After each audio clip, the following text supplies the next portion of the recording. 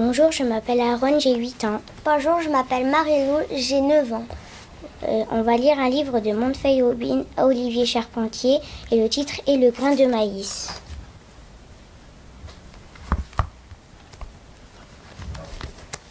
Il était une fois un roi qui n'avait pas d'enfant. Un soir, alors qu'il faisait comme à l'accoutumée les 100 pas dans son jardin, la question qui le tourmentait depuis fort longtemps lui revient à l'esprit. Qui prendra ma place demain, quand je ne serai plus de ce monde ? N'ayant une fois de plus pas de réponse à son interrogation, il rentra se coucher en suivant le fameux diction qui dit « La nuit porte conseil ».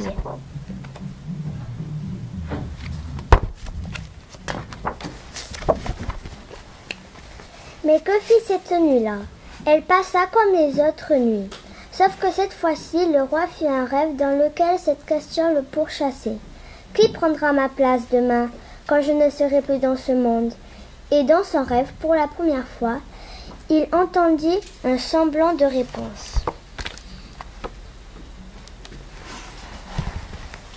Une voix lui disait « Adopte, oui, adopte un enfant de ton royaume et alors tu verras, car un enfant est un enfant. » Il rassembla son conseil pour lui annoncer qu'il effectuerait un long voyage à travers tout le pays.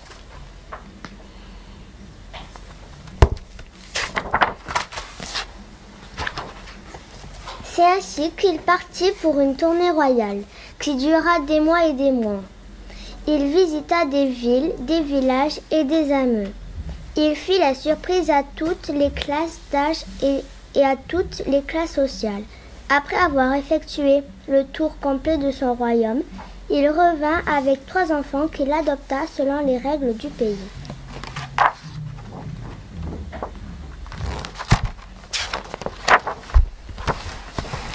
Ce roi était juste et bon. Beaucoup de qualités lui étaient attribuées. On disait même qu'il avait des vertus cachées. Avec sa femme, ils éduquèrent alors leurs 3 enfants de la même manière, comme des princes. Un jour, alors que le roi se sentait bien mieux et bien fatigué, il rassembla ses enfants dans la salle des cérémonies. Devant toute la cour, il distribua à chacun un grain de maïs et leur dit « Je me fais vieux, je vous demande de retourner chacun dans votre village d'origine pour semer le grain de maïs que je viens de vous remettre. Celui d'entre vous qui me rapportera la meilleure récolte de la saison prochaine sera digne de me succéder quand je ne serai plus de ce monde. » Aussitôt, l'assemblée des notables transforma les paroles du roi en décret qu'elle consigna dans les archives du royaume.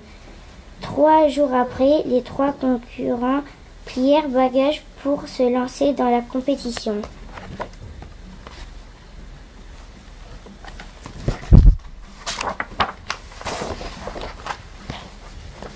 Sitôt arrivés dans leur famille d'origine, ils enfouirent dans le sol leurs grains de maïs. Mais force fut de constater que 2 semaines après la sémence, leurs grains ne poussaient toujours pas.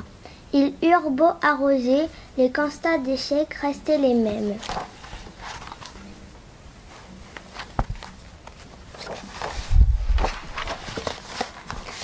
Pris de panique, ils cherchèrent des solutions tout azimut. L'aîné demanda à son oncle de l'aider. Ce dernier lui trouva une solution en ces termes. « Mais c'est très simple. Si ton grain de maïs ne pousse pas, tu vas au marché et tu achètes un autre grain de maïs, car après tout, un grain de maïs est un grain de maïs. » Sur ce conseil, l'aîné fit germer un grain de maïs en bonne et due forme. « Il fallait y penser, se dit-il. »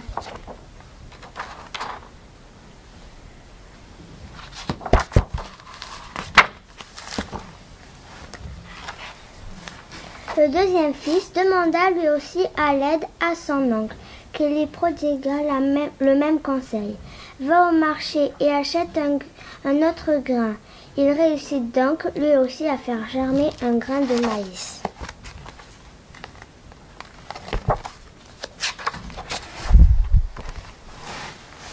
Quant au troisième fils, il recourut à sa très vieille grand-mère, presque centenaire.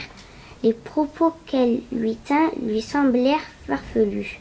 « Si ton grain de maïs ne pousse pas, fiston, dis tout simplement à ton père, le roi, qu'il t'a donné un grain de maïs qui ne pousse pas.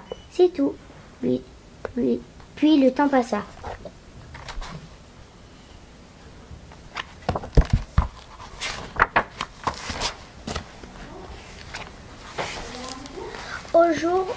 Au jour du rendez-vous de la récolte du maïs, le peuple et les notables de la cour étaient rassemblés devant le roi, dans la salle des cérémonies, pour voir, entendre et reconnaître le vainqueur du défi.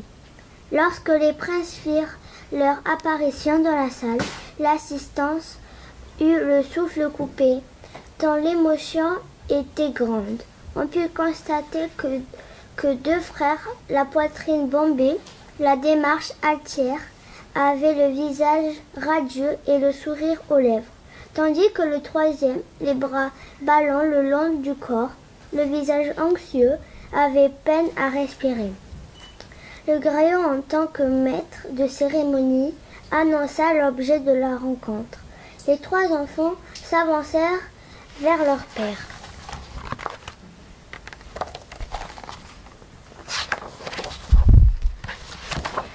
Le premier et le second marchaient d'un pas décisif et sûr, portant sur l'épaule le fruit de leur récolte qu'ils déposèrent aux pieds du roi.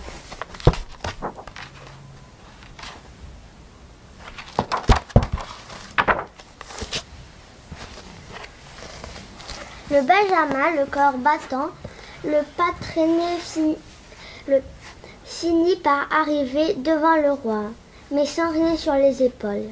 Sans plus tarder, il prit la parole en ces termes. « Ô roi, mon père, je suis désolé. J'ai semé le grain de maïs que tu m'as donné. Je l'ai arrosé des jours, je l'ai arrosé des nuits, je l'ai convenablement arrosé.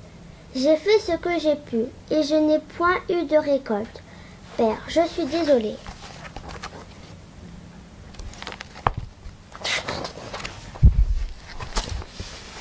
Le roi se leva et regardant ses deux aînés droit dans les yeux, leur demanda « Comment avez-vous réussi à faire pousser un grain de maïs cuit ?» À cette question, les deux frères ne purent donner de réponse. Ils restèrent bouche bée,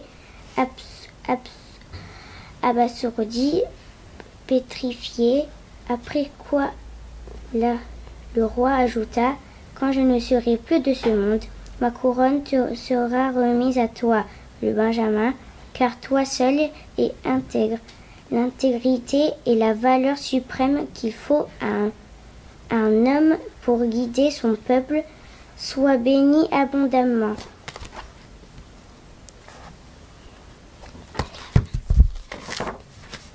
La fin.